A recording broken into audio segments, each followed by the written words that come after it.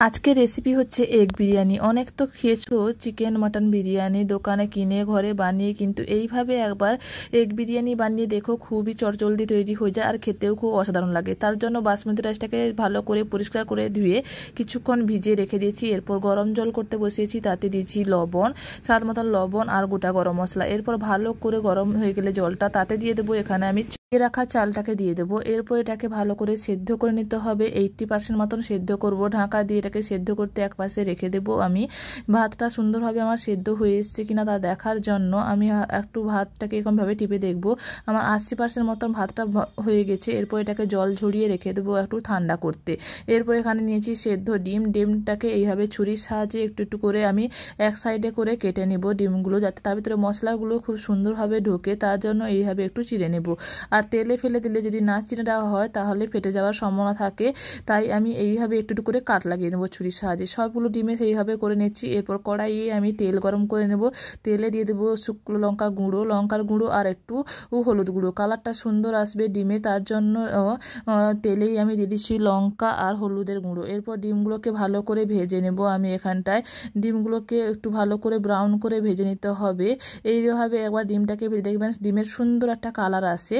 ডিমটাকে ভেজে নিয়ে তুলে নিয়ে এখানটায় আমি দিয়ে দেবো আলুটাকেও একটু হাফ সেদ্ধ করে নিয়েছি, যাতে ভালো করে সফট হয়। তার জন্য এখানে আমি হাফ সেদ্ধ করে নিয়ে এখানটায় তেলে ভেজে নেব আলুগুলোকে। আপনারা অবশ্যই সেদ্ধ করে নিয়ে তারপরে ভেজে নেবেন, পুরোপুরি সেদ্ধ করবেন না। হাফ সেদ্ধ করে নিয়েছি এখানটায়, বড় বড় সাইজের আলু, তাই আমি হাফ সেদ্ধ করেই ভেজে নিচ্ছি। কালারটাও সুন্দরভাবে চলে এসছে। আলুটাকে এবারে তুলে রেখে দেবো। সেই তেলে আমি এখানটায় ভেজে নেব পেঁয়াজটাকে আমি এখানে তারপর ভেজে নেব এখানটায় বেরেস্তা করার জন্য। আলুটাকে এক সাইডে তুলে দিয়ে এখানটায় পেঁয়াজটাকে ভেজে নেব। আমি সেই তেলেই ভেজে নিচ্ছি। পেঁয়াজটাকে পুরো কালো করে ফেলা যাবে না, যাতে একটু মচমচে ভাব হয়ে যায়, তখনই পর্যন্ত পেঁয়াজটাকে ভাজতে হবে। পেঁয়াজটা আমাদের সুন্দরভাবে ভাজা হয়ে এসছে বলতে গেলে। এরপর আমি এখানে বেরেস্তাগুলোকে একটা পাত্রে তুলে নেব। আর বেশি ভাজলে পেতেতো হয়ে যাবে, তাই এইরকম অবস্থা আপনারা পেঁয়াজটাকে তুলে নেবেন। এরপর আরও একটু তেল দিয়ে দেবো কড়াইয়ে। তেলটা একটু লাগবে বলে কড়াইয়ে আমি তেলটা দিয়ে দিচ্ছি। তাতে দিয়ে দিচ্ছি গোটা গরম মশলাকে একটু ফাটিয়ে নিয়েছি, এলাচের দানাগুলোকে। এরপর একটু নাড়াচাড়া করে নিয়ে এখানটায় দিয়ে দেবো পেঁয়াজ কুচি দিয়ে ভালো করে পেঁয়াজটাকে ভেজে নিতে হবে। পেঁয়াজটা যতক্ষণ না কালার চেঞ্জ করছে ততক্ষণ পর্যন্ত পেঁয়াজটাকে ভালো করে ভেজে নিতে হবে। এই রেসিপিটা খুবই চটজলদি তৈরি হয়ে যায় আর খেতেও খুব ভালো লাগে। আপনাদের যখন বাড়িতে মাংস চিকেন বা মাটন কিছু থাকবে না, তাহলে আপনারা যদি বিরিয়ানি খেতে ইচ্ছা হয় এইভাবে এগ বিরিয়ানি বানিয়ে দেখবেন, খুবই অসাধারণ লাগে। এরপর এখানে পেঁয়াজটা ভাজা হয়ে যাওয়ার পর আমি এখানটা দিয়ে দিচ্ছি আদা রসুনের পেস্টটাকে দিয়েও ভালো করে এখানে কষিয়ে নিতে হবে। তেলে অবশ্যই আপনারা আদা রসুনের পেস্টটা দিয়ে কষাবেন, তাহলে আদার যে কাঁচা গন্ধটা তাহলে চলে যাবে। এরপর যখন চলে যাবে আদার কাঁচা গন্ধটা, এখানটায় দিয়ে দিচ্ছি আমি শুকনো লঙ্কা গুঁড়ো আর হলুদ গুঁড়ো। এরপর একটু নাড়াচাড়া করে নিচ্ছি তেলের সঙ্গে। তারপর দিয়ে দিচ্ছি টমেটোর পেস্ট বা টমেটোর পিউরি দিয়ে ভালো করে মশলাটাকে কষিয়ে নিতে হবে, যাতে এই মশলা থেকে তেলটা ছেড়ে যায়। ততক্ষণ পর্যন্ত ভালো করে কষিয়ে নিতে হবে। এইভাবে তেলের সঙ্গে আপনারা মশলাটাকে কষিয়ে নিলে এর কালারটা খুব সুন্দর আসে। স্বাদ মতন লবণ দিয়ে দিচ্ছি আর অল্প পরিমাণে একটু চিনি দিয়েছি, যাতে ব্যালেন্স করে জিনিসটা, কারণ টক দই পড়ছে আর টমেটো পড়ছে, তাই জন্য অল্প পরিমাণে একটু চিনি লাগবে। এরপর টক দইটাকে দিয়ে দিচ্ছি। টক দইটা আপনারা যখন দেবেন তখন গ্যাসের ফ্লেমটা একদম লো রাখবেন, তারপরে টক দইটা দিবেন, কারণ টক দইটা ফেটে যাওয়ার সম্ভাবনা থাকে। তাই ভালো করে কষিয়ে নেওয়ার পর এখানটায় দিয়ে দিয়েছি আমি গুঁড়ো আর এখানটায় দিয়ে দেবো আমি বিরিয়ানি মশলা। তারপর ভালো করে কষিয়ে নেওয়ার পর এখানটায় পুদিনা পাতা অল্প পরিমাণ দিয়ে একটু মশলার সঙ্গে কষিয়ে নিব, তাহলে ফ্লেভারটা খুব ভালো আসবে।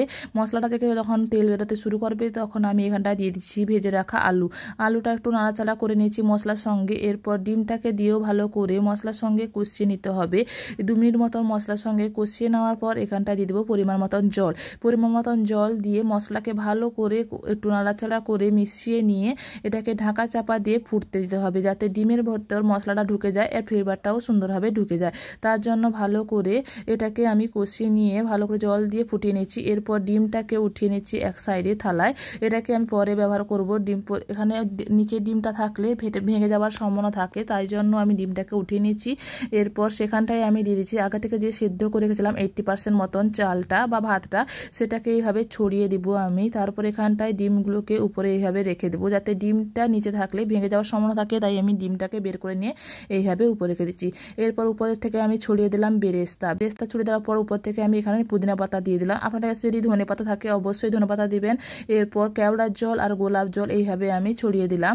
এরপর শেষে দিচ্ছি এখানটায় আমি ঘিটা এখানটায় আমি বেশি ব্যবহার করিনি, অল্প পরিমাণ ঘিটা দিয়েছি। এরপর এখানটায় উপর থেকে একটু ছড়িয়ে দিচ্ছি বিরিয়ানি মশলা, তাহলে ফ্লেভারটা খুবই ভালো আসে উপর থেকে এইভাবে বিরিয়ানি মশলাটা ছড়িয়ে দিলে। এরপর এখানটায় আমি ভালো করে এটাকে দম দেওয়ার জন্য উপরে একটা ফয়েল পেপার দিয়ে এইভাবে মুড়িয়ে দিব আমি, যাতে কোনো বাইরে বাতাসটা না বেরোতে পারে বা স্মেলটা বেরোতে না পারে, তার জন্য ফয়েল পেপারের সাহায্যে এইভাবে আমি মুড়িয়ে দিব। এরপর মুড়িয়ে দেওয়ার পর এরপর ঢাকা চাপা দিয়ে এটাকে আমি লো ফ্লেমে একদমে এটাকে আমি স্টিম এখানে দমে দিব। দম দেওয়ার পর এখানে 15 থেকে 20 মিনিট মতন দম দেওয়ার পর আমার বিরিয়ানিটা রেডি হয়ে গেছে। এটাকে রেস্টে কিছুক্ষণ রেখে দিয়ে আমি এটাকে পরিবেশন করব। দেখুন কতটা ঝরঝরে হয়েছে, নিচের যে জলভাবটা ছিল অল্প পরিমাণ সেটা পুরো শুকিয়ে গেছে এবং বিরিয়ানিটা পুরো ঝরঝরে তৈরি হয়েছে। এইভাবে একবার ঝরঝরে এগ বিরিয়ানি বানিয়ে দেবেন, খুবই টেস্টি লাগে। এরপর আমি একটা থালায় পরিবেশন করে দেখাচ্ছি কতটা ঝরঝরে হয়েছে। ভিডিওটা যদি আপনাদের ভালো লাগে লাইক শেয়ার করে দেবেন, আর আমার চ্যানেল যদি প্রথমবার থাকেন সাবস্ক্রাইব করে দেবেন, আর পাশে থাকা বেল আইকনটা অন করে দেবেন নতুন নতুন ভিডিও নোটিফিকেশনের জন্য। Thank you for watching my video.